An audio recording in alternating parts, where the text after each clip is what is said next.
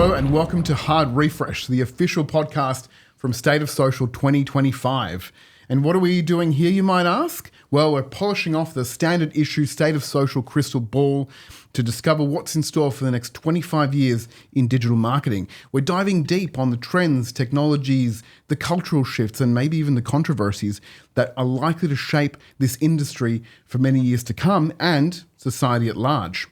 My name is Andres Lopez Varela. You can call me ALV, all my mates do, and today we are recording on the traditional lands of the Whadjuk Noongar people, live at State of Social 2025. And in this episode, we're doing a hard refresh on video. Video has dominated the past decade and become the preeminent format for marketing content. But the ground keeps shifting. Short-form scroll culture, creator aesthetics invading brand work, and streaming that blurs the lines between TV and digital and every other form of video.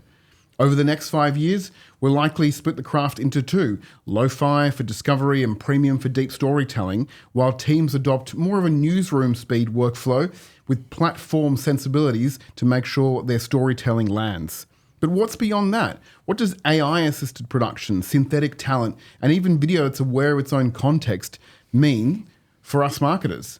More than ever, the questions about what to make, where it should live, and how to prove it delivered more than just views are going to be more and more difficult to answer. And here to help me hit refresh on everything we think we know about video is Nanda Gunning, the Managing Director of Studio Orange, an animation and video studio here in Perth.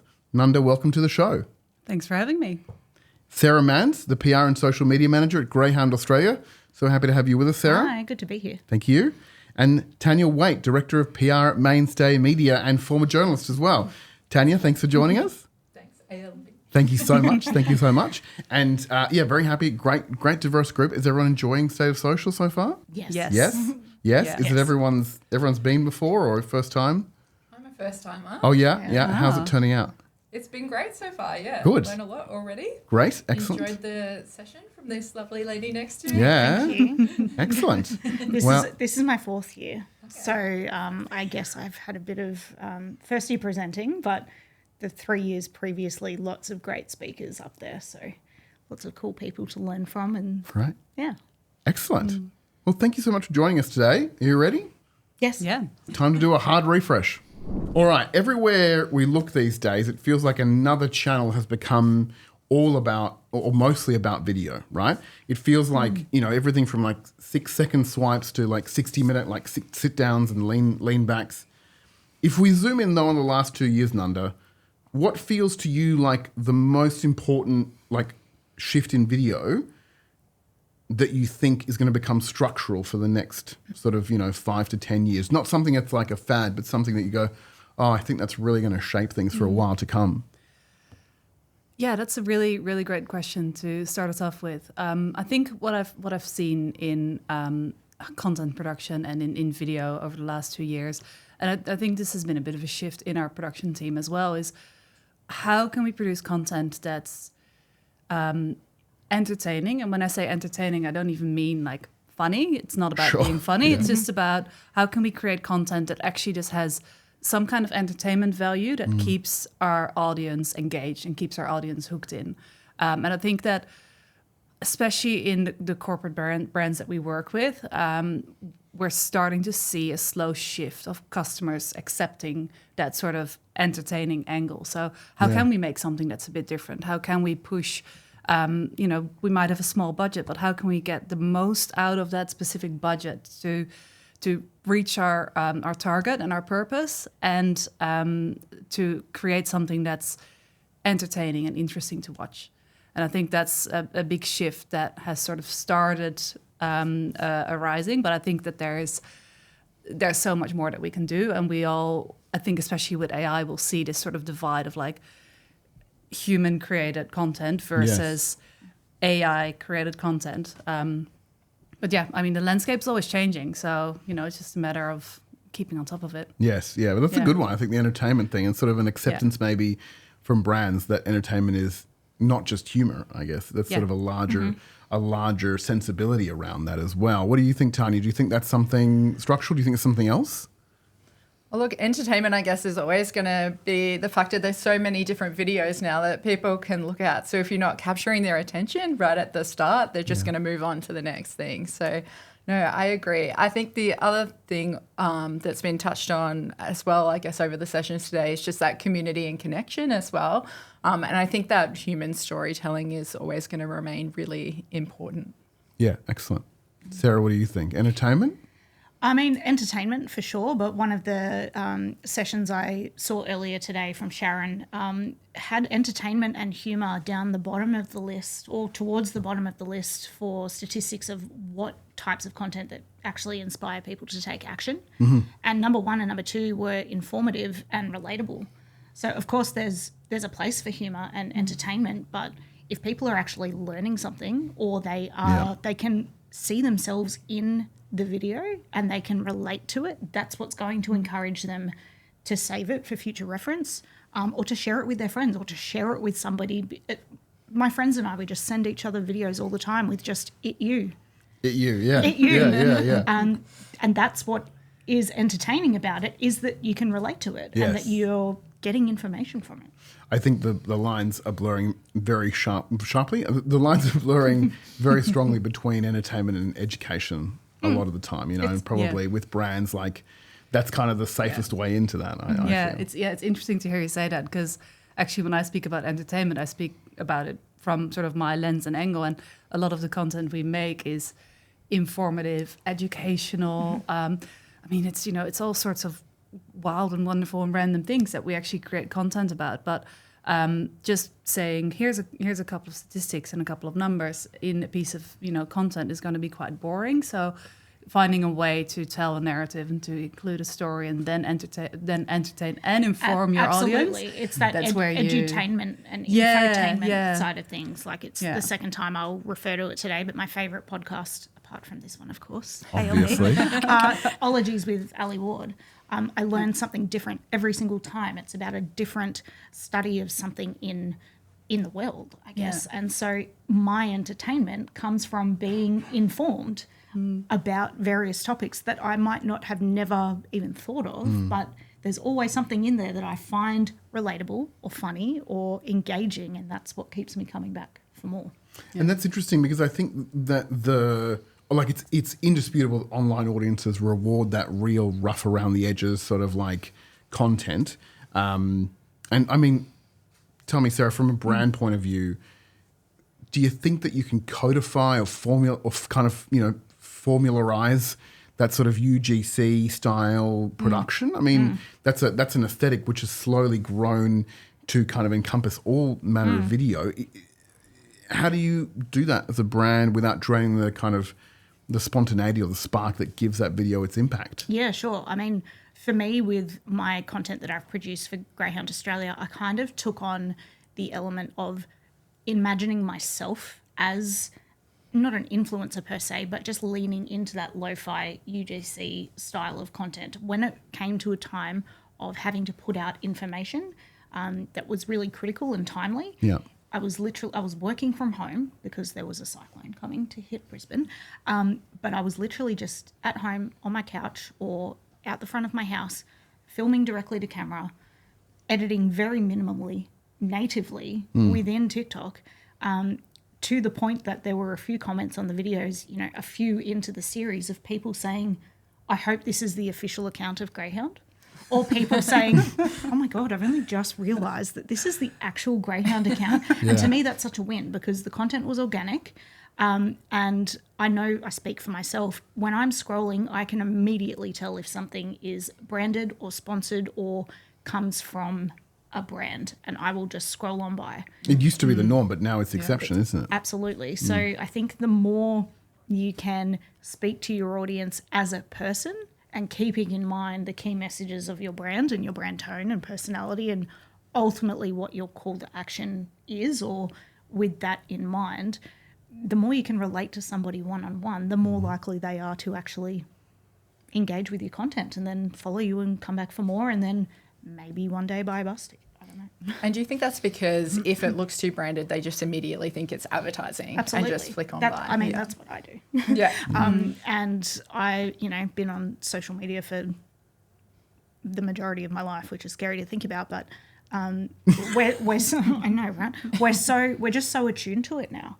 And it's like, I don't want to be seeing ads. That's not why I'm here. I will immediately scroll past an ad. I'm not here to be interrupted. Yeah. Right? Yeah. It's like watching commercial TV filled with product placement. Yeah. I'm like, I'm not here to watch ads because you're going to show me ads in the ad break. Yeah. Like, just show me. And I want to mute those, you know? Yeah, exactly. Just show me the content that I've tuned in for.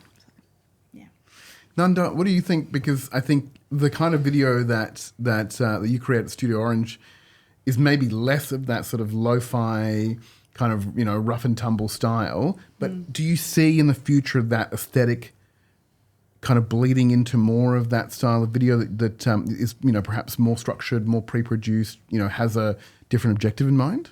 So in what case do you mean? Do you mean in like the style that Sarah's talking about, where the videos are sort of, low production value, Lo-fi.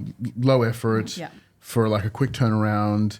Yeah. That is, as Sarah pointed out, probably the mainstream aesthetic online now. Do you see that bleeding into, the more sort of scripted, structured, pre-produced video? I think for anything, it really goes back to purpose. I think it goes back to what's the reason that we're communicating a certain message, and then how do we go about that?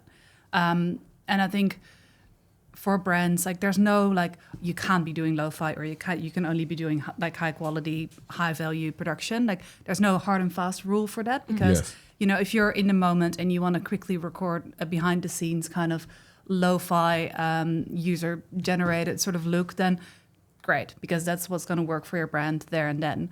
Whereas if you have a very complex message that needs to be approved by a whole range of stakeholders and there's a lot of people involved in that message, and it needs to be pre-approved, then you're probably not going to do a lo-fi piece of content. Yes. So I think it goes back to that sort of, what purpose do we have? And in your case, like what you're doing for Greyhound, that's brilliant because you've got consumers at the other end that are, waiting for that kind of content. I don't have time to film and then upload to my desktop and then sit there and open up a proper editing app and or program and do all of that. I literally need to film, quickly edit, throw some captions on there, post it.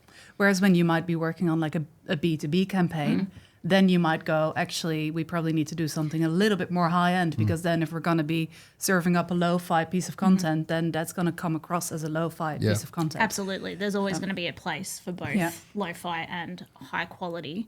I think where it gets interesting is, as you said, ALV before, like where they start to bleed into one another. So some really cool campaigns that I've seen recently have made use of UGC and have just featured actual TikTok videos. And it's so refreshing, shall we say, to be watching commercial television and then an ad comes on and it's just a collage of real people's TikTok videos. I'm like, yes, someone actually gets it, because that to me sells. I mean, it's probably a bad example because I can't remember who the ad was for, but at that point in time, I'm like, this is capturing my attention. I actually want to unmute and watch this ad because they're real people and they're tapping into the online conversation. I want to talk a little bit more about TV because one channel that's in particular becoming too big to ignore is connected TV and catch up TV, where the media budgets are clearly rising, but the craft still feels like it's trapped in the 30-second TVCs day. And it seems like a shame, I guess, Nanda, because do you see an opportunity there for a new style of video that can sort of emerge in that channel, which is, obviously it's a piece of, advertising, brand advertising, but, with a little bit more personalization or some element of, internet sensibility, if you like. Yeah, and I do feel like I feel like advertising has always had its own sort of island that they've lived on, and I don't think that that's right. And for 80 years. Yes, and I think it's probably about time that we sort of acknowledge that the island needs to be part of the rest of the city, and that we all just work on messaging and campaigns together. Yes. And I don't know what that looks like. For that to change, but. I do know that we're not going to be, well, I mean, some brands will have budgets that are however many $1 million campaigns, but there's also going to be brands that won't have that anymore. Yes. Yeah. And I think that even for those kind of brands, there's going to be more opportunity. You know, skills like technical skills capability is sort of coming up because we all live with media these days. So we're all experts. Exactly. Yeah. We don't need a $1 million campaign that targets a specific demographic. I think we can do very well with the skills that we have and that we can tap into, and the creativity that, you know, everyone brings to the table these days. So we're not in the, what's the series, Mad Men anymore. Yeah, no, that's not right. what it is Yeah. anymore, so. And I think obviously, you know, TV is interesting in, you know, projecting forward into the future as a medium as itself. You know, like perhaps it won't even be anything like, you know, broadcast television won't be anything like what it is now if it's there at all in, like, you know, 15, 20 years or something like that. And so it really changes the dynamic between what type of video leads a campaign or leads, you know, a brand's, you know, marketing, if you like. Before it could have been the 60-second ad that premiered on a Sunday night, you know, in the movie or whatever. And now it's the stuff on social media, or it's a YouTube pre-roll or something like that. So even the definition of TV seems to be shifting away from what we maybe are comfortable with, I guess. Absolutely. Yeah. I mean, you just need to look at the rise in streaming services and YouTube as a main long-form content channel. Yeah, and YouTube on the TV. Absolutely. Yeah. YouTube on the TV. What a world. Yeah. Or TikTok on the TV. TikTok I learned on that the other day and I'm like, oh, this is dangerous. But, you know, it's completely different to what we were used to growing up with. And I sometimes feel that there is a lot of potential that maybe some of the traditional TV networks are missing out on in terms of really tapping into the social media landscape and repurposing their content in vertical format and capitalizing on that and continuing that conversation online. It astounds me how often I'm watching a show on TV, ad break comes on, mute the ads, open up TikTok or Threads or whatever it might be, and search for the show, and I see the content that has been posted by their official channels, and I'm like, this feels boring. Like this just feels very stagnant and scheduled, and like something I would have expected, like literally scheduled. I'm like, It probably is scheduled. That's right? like And I'm the like- biggest burn you could give them. Scheduled I'm that. like, why is their social manager not kicking back and like engaging in Yeah. the Punching it out conversation? loud, yeah. That's what I would be doing. Yeah. And you know, repurposing that content and getting those short snippets, and then you're potentially finding an audience, even on the other side of the world, who sees a viral piece of video and then is like, "What's that show?" And then all Yeah. of a sudden, you've got a lot whole of people other audience. watching something that they wouldn't have known existed beforehand. Yeah. Yeah. I want to talk about AI. It's all over this podcast. It's all over this conference. It's all over Everything. everything, Well, right? you can't spell Sarah without AI. That's true. Yeah. And for those of you watching at home, it's SAIRA. Yeah, good way to remember it. I mean, it's really, obviously it's not an emerging thing. It is the thing, Yeah. you know? And I think certainly it's relevant in all different parts of marketing. It presents real opportunities for scaling video outputs, you know? It presents real opportunities for speeding up editing, making it more accessible. You've spoken yourself, Sarah, you know, you're doing it in TikTok. It's CapCut's doing a lot of, you know, All the AI generated captions is oh, brilliant. it's insane. It's nuts, yeah. I mean, it'll be great once it catches up to the Australian accent. Yes, that would be great too. Thank you very because much. the amount of Yeah. I'm a stickler for grammar and spelling, so I need to go through and make Apostrophes sure and apostrophes. I mean, you think we've got problems. The New Zealanders are really they're the last cab off the I rank, bet. right? I mean, that's speeding up all these workflows, and it's you know editing, localization, voiceovers, animation, and you know if we project forward, an area that we're already starting to see is talent, synthetic talent, right? And this is an interesting area both from an ethical point of view, but also from a practical point of view. You said, Nanda, some brands have bajillion-dollar budgets and they can hire, I don't know, like Sydney Sweeney to make terrible ads about jeans, you know? But then other brands, small businesses, don't have that. But can they pay $40 a month for an AI tool which creates synthetic talent? They can. And so I think I want to know from you, Tanya, as a PR practitioner, as a journalist, do we embrace synthetic talent or not? I can't see people engaging with synthetic talent like they would. Us humans, we all want to engage with other humans. Yeah. So I think there's ways that we can use AI to speed up the process. Like you said, it can help with editing and things like that. But I think in terms of replacing humans, I think we're a long way off from that being a reality. I don't know whether some of the younger generation, like I know my son's 12 and he reckons he can pick AI, you know. I think because they've grown up in that environment, they're just more attuned to it than we are. Like he'll pick up on things that I haven't picked up as being AI and he'll immediately turn off it. So I don't know, that generation is growing up with it, but they're also growing up a little anti it, I think. So yeah, I can't see synthetic talent replacing human talent anytime soon. Does anyone think any differently about that?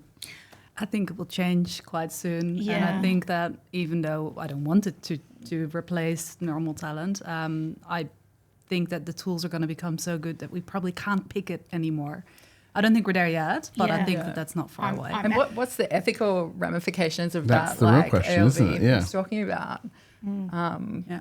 I mean, like Yeah. in your line of work, there's a lot of having to, you know, counsel brands about what is desirable from a reputational point of view. Absolutely. And I mean, is this something that needs to be like, is this a red line that we shouldn't be crossing? Yeah, well, I think if you're using AI, you're going to have to be very upfront about the fact that you are. I know, you know, YouTube already has some rules around what sort of AI content can be on the platform. Having said that, I saw some stories pop up that they themselves have been using AI Yes, on other I saw people's that as videos. well, yes. So Yes. that's an interesting line. Do as we say, not as we do. Yeah, absolutely. I think there'll be a point where people use AI because it speeds up tasks. You know, we're seeing that in writing a lot as well. But then everything becomes very same, and everyone then kind of gravitates back towards that more authentic storytelling. So Absolutely. It's always the way, isn't it? It's like swings and roundabouts. It's like we're swinging, you know, as we were saying before, lo-fi content might be the thing at the moment, but, you know, you only have to look to 5-10 years ago and Instagram was all about perfect, aesthetic, clean. And so we've swung really hard in the other direction for it to be lo-fi and organic and real and, you know, behind the scenes. And eventually there will come a time where Gen Alpha, for example, my nieces, will be like, no, as if you'd put out something that's unpolished. Yeah. and maybe it will swing back to the aesthetic. Like it's human nature, right? We do the opposite of what the generations before us did, and then it circle of life. Yeah. skinny jeans were in and now they're out. Like, Well, you can pry them from my cold dead hands. Or legs, I guess. I agree. Anyway, move on from that. But yes, you know, it is that. It's always, goes around, comes around. I wanted to circle back to what you said, Tanya, about like the use of AI and well, particularly in video, I think obviously because it's such a high impact medium. How do you think, Nanda, we should be disclosing the use of AI in video moving forward? Like, it is increasingly part of our workflows. Even those of us that are, you know, casually creating content are probably, you know, chucking a bunch of stuff into CapCut. And I've got a friend who, she seems to go away every weekend, but every Monday or Tuesday there's a video with a little CapCut watermark in the corner where something's been cut together and they all look the same. This is more and more common. So as we move forward, let's assume that it becomes more and more common. What do you think is the need for disclosure? Should we be disclosing when it's used in the background, like to speed up our processes and workflows? Or should we only be disclosing it when, for example, this is synthetic talent or synthetic voiceover? That is a great question. I think I told you over the phone actually when we chatted. Yeah. I had a client that I delivered a first draft video to, and we hadn't really settled on the voiceover, so I recorded an AI voiceover, and we delivered it, and then the feedback we got was, "I love this voiceover. Can we keep it?" And I was like, "Oh, yeah, but it's AI." So, you know, that was a moment where I was like, should I have told her it was AI? Like I didn't. And yeah, it's about, you know, when do you tell clients that's the case? So, and then also if they run with that video, should they be disclosing that to their audience? Well, I mean, it's the same. I keep coming back to commercial TV, and I don't know why, because I don't watch that much of it. But it's similar when you see ads, and there's the slight or the small, I should say, disclaimer down the bottom that says paid actors. Yes. Or like in car ads, it's like filmed in control conditions. And things like that, or it's like this is a simulation or whatnot. So that kind of already exists. But again, that's on TV, and you don't really see that much of it on social. Like it's hard enough giving credit on social it's the Wild West. Right, for ideas of, this idea I'm crediting to this specific TikTok creator that I saw it from first. Like that's already such a thing. Like you say, Wild West, it's just cowboy country. We're all just trying to figure out what it is as we go along. Does anyone think we should be disclosing all use of AI in the creation of video? No. I think then you'd be disclosing it on pretty much every video. If we're talking about every kind of element that you might use. Yeah. So. I mean, like, is autocorrect, or like when you're typing the caption and your phone suggests what the next 3 likely words are? Like, where's the line in the sand? It's a hard one, isn't it? That's why I gathered you all here today to You're solve like, this they're the problem. questions I'm asking you. You knew what you signed up for, right? Okay, well then, seeing as that was so easy, I'm going to ask you to peer into the crystal ball a little deeper. Okay. Let's pretend it's 2030. Most brands are making video in this kind of CapCut-y automated assembly style, at least for their sort of high volume content needs. Like maybe even a CapCut on steroids, like an industrial scale, where humans set the templates and, they say, what are the must-haves, and then they just QA the outputs. They're not involved in the middle, and, you can create tons and tons of video in a short period of time. The volume explodes, but also the quality explodes as well. Like it's much, much better, given the fact that we're feeding the machine so much stuff, it's getting better. And so, I mean, how does that sound? How does that sound to you, Tanya? Does that sound hellish or heavenly? I don't know if the quality will explode. Maybe the quality of the way it looks might explode, but I don't know if the quality in terms of the creativity and that like emotional side of it would be able to be captured by AI. So, Yeah. It sounds like a hellscape. Yeah. To me. I mean, all it takes is for me to hear the same trending TikTok sound on 3 or 4 videos, and I'm like, let me never see this again. And like, let me tell you, working in the travel industry, Instagram reels from travel influencers, there's the same like 5 songs, and if I never have to hear A lot them of jet again, to holiday TikToks. I mean, that's funny at the moment to me, but only because it's new, right? Give it a week, and I'll just be like, I can never hear that song again. And I love Jess Glynn. So anyway, I think that coming back to what I said earlier, like I feel like once it becomes the norm, people are going to crave something different. We're always looking for novelty and something different. The idea of everything being templates terrifies me. Well, the algorithms will start not liking the templated complex. Absolutely. Yeah. So it won't get served up anymore either. It's kind of like what we were talking about in our session today is that authentic storytelling is what's being surfaced by AI. So funnily enough, AI doesn't really love AI-produced content itself. So if we're trying to please the algorithms and we're trying to get our content surfaced and served, if we're all just recycling the same thing, we're going to be defeating the purpose of what we're trying to achieve. So let's say that does happen in 5 years' time. In the next 5 years, is there a reaction, I guess, to that where we go back to like, like maybe the sort of, either the more lo-fi or the more kind of structured, scripted stuff? I think so. Again, swings and roundabouts. We like to think we're complex beings, but humans are, when it boils down to it, we're all the same. We just like to think we're different. No, that's a lie. We are different, but we're same. What I'm trying to say is, like, I feel like if you were to go back through the history of human communication, right, and you're looking at like chiseled tablets and then handwritten letters, the invention of the printing press, and then it goes to radio and to television and to internet and to social media and to AI. Every time a new channel has been introduced, people have freaked out and they're like, oh, it's going to be the end of the world as we know it. So like the whole conversation around banning social media for under 16-year-olds, I'm like, really, would we have banned TV for under 16-year-olds or banned newspapers or banned handwriting letters? Like, I mean, we kind of did. We had classifications, though, on like yeah, TV. but how many people snuck into movie theatres? Yeah, like, they well, tried to yeah. ban MySpace at my high school, and within a day, we were like, no, this is the new way around it. So I feel like the younger generations are always smarter than we give them credit for. Yeah. And I think it's just going to keep being a cycle. And we'll probably in 5 or 10 years' time be having a similar conversation just about whatever the new thing at that point in time is. Fair. Nanda, I'm going to ask you to peer deeper into the crystal ball, if you dare. I don't know if I dare. Let's go for, let's say the year is 2040, right? Yeah. And, you know, we can see this in this trend of retail media where there are screens in places where in 5 years ago, there's screens in my supermarket aisles, like in the actual aisles, you know? So by 2040, we have this kind of ambient layer of video where video is, we see, you know, maybe those of us that wear glasses have an AR layer. Maybe we get the glasses for free because we get served ads or something.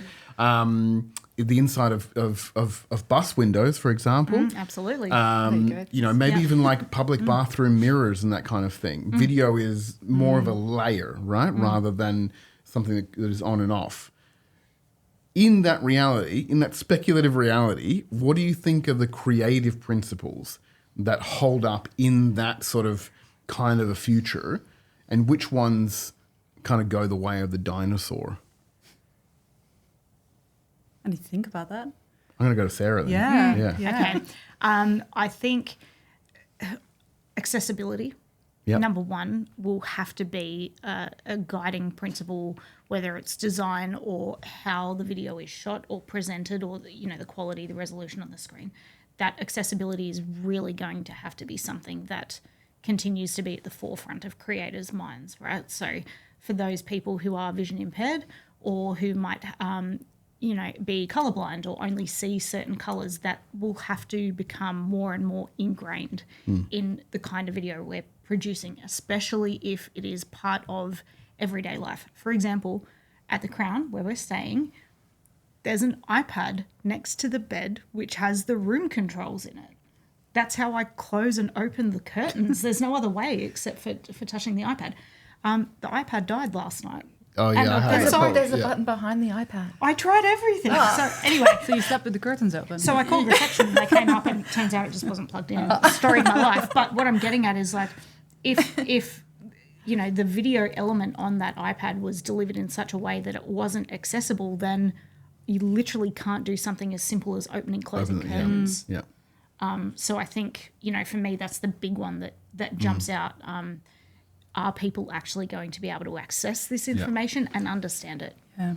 Yeah. Now that you've started talking about it, I guess also thinking about like screens in our everyday lives and screens around us everywhere, it'd be very much a case of what's the actual need for this? Is this actually needed to be on a screen? Like, could we just keep it? I mean, the curtain example, that's a nice novelty. But then, screens on the side of a bus or whatever else it would be. What are we going to be putting on there? Advertising? I guess. And then are we all Easy just going to to go update. crazy, like I can seeing tell you- ads all day? Like, We already are, aren't we? But I can tell you how, it takes a long time to produce a bus wrap and to have that designed and produced and then actually applied and then taken off and replaced. And then with the Australian sun as well, the colour fading. But then at the same time, like, technology fails all the time, like my iPad last night. So how is that going to work when you've got flickering screens or... yeah. Is it the difference though between like at a bus stop we used to just have like a still ad, True. but now they have the screens that are circulating, so they're serving us more ads or different things, They're and it serving can us- be ever changing. It's more, but I think it's when the stuff that grabs my attention is when it's really clever. Like when it's an interactive use of that. Like, give me something in that ad that the previous static or print medium couldn't deliver. It's also super up to date now as well, Right. right? So you'll see, like, I love Survivor. So instead of just being an ad for Survivor, it's an ad for what's happening tonight on Survivor. Yeah. Absolutely. that's cool. Yeah. And I But guess- without spoiling. Yeah, that's just right. in case you Don't haven't caught spoil up it from for last us. Don't night. spoil it. Yeah. Yeah. All right. Well, before we wrap it up, we have just enough time for the refresh round. So these questions are wide open for any of you, that feel the need. And, you know, no holds barred, okay? Okay. All right. That sounds challenging. In 2050, will brands still exist, or will we have hit refresh on the whole idea and replaced it with something else? They will still exist. That will 100% still exist. 100%. I will eat my hat Yeah. if they don't. Okay, we're recording this. So Yeah. I currently don't have a hat on my head. You'll notice. So I'm safe there. Hope you choose a tasty one, though. Right? What's one marketing buzzword that you would refresh straight into the garbage? Fractional. Fractional. I've heard that a lot lately. A fractional leader. AI. I'm getting that a lot, to be honest. Yeah. Yeah. Speaking of, if AI got a chance to refresh your job description, what would it throw out? Emojis. Admin. Emojis. Admin. Yeah. Oh, throw out as into. Sorry, I thought you meant what would it throw? No. I've caught up to you now. I took you literally. As in, what would it throw out if I asked it to write my job description? Yeah. And everything would be the way I emoji took it headings. too. Yeah. So you mean in terms of like get rid of? What would it say? Oh, you don't need to do that anymore, Sarah. Who's prompting it? Because if it's based on ROI and there's not much to like directly relate back to social media, then I guess all of Your my whole job? my whole job. But if the prompts are correct, Everything stays. everything stays. No, I think for me it would be reporting and analytics and kind of helping me to wrangle the numbers because I'm a words person, not a numbers person. So Fair enough. yeah. Fair enough. Yeah. If you could refresh the internet for the better and get rid of one channel or platform, what would it be? My initial gut reaction was Twitter, Yeah. but A lot of people have. I'm actually going to say Threads Yeah, that's unfortunate. because So much hope for Threads a couple of years there ago. was, and it just fizzled, and I'm sick of scrolling on Instagram and then seeing being served a thread? and then I'm like, that is kind of interesting, and I click on it, so I'm doing what they wanted me to I'm do. in the other but app. then it opens up, and I'm like, no, Yeah. just so I'll say Threads. Maybe we need to collapse it into Instagram. It might have a better chance. But then it's just become Facebook.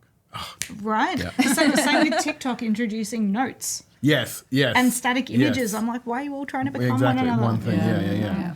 All right. And when Generation Alpha, your son, for example, Tanya, refreshes marketing and looks back at what we were doing, what do you think is the one thing that they're going to roast us for the most?